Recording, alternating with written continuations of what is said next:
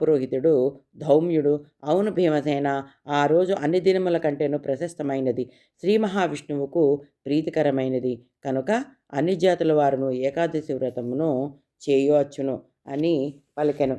సరే, నేను అటులనే చేయుదును. కానీ విప్రోత్తమ, నేను భోజన ప్రియుడై ఉన్న సంగతి జగద్విదితమే కదా. ఒక ఘడియ ఆలస్యమైనను నేను ఆకలికి తాళజాలను కనుక ఏకాదశి నాడు ఉపవాసం ఉండుట ఎటులా అని విచారించుచున్నాను.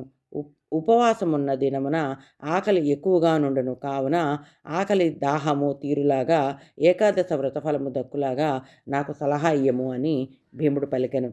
భీమసేనుని పలుకులకు ధౌమ్యుడు చిరునవ్వు నవ్వి, రాజా, ఏకాదశి వ్రతమును దీక్ష అవసరము. దీక్షతోనే కార్యము చేసిన కష్టం కనిపించదు. కాన నీవు దీక్ష పూనినచో ఆకలి కలగదు. రాబోవు ఏకాదశి అనగా మాఘ శుద్ధ ఏకాదశి మహాశ్రేష్టమైనది. దానిని మించిన పర్వదినము మరి ఒకటి లేదు. ఒక్కొక్క సమయంలో మాఘ ఏకాదశి రోజు పుష్యమి నక్షత్రంతో కూడినదై ఉండును. అటువంటి ఏకాదశి సమానమగున్నది మరి ఏదీయూ లేదు.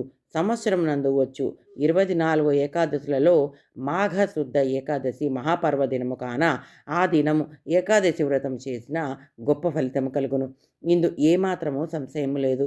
కాన ఓ భీమసేన, నీవు తప్పక మాఘశుద్ధ ఏకాదశి వ్రతమును ఆచరింపుము.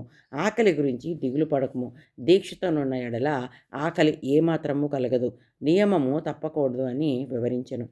దౌమ్యుని వలన తన సంశయము తీరినట్లు అగుటతో భీముడు మాఘశుద్ధ ఏకాదశి నాడు అతినిష్టతో వ్రతము చేసి ఉపవాసముండెను.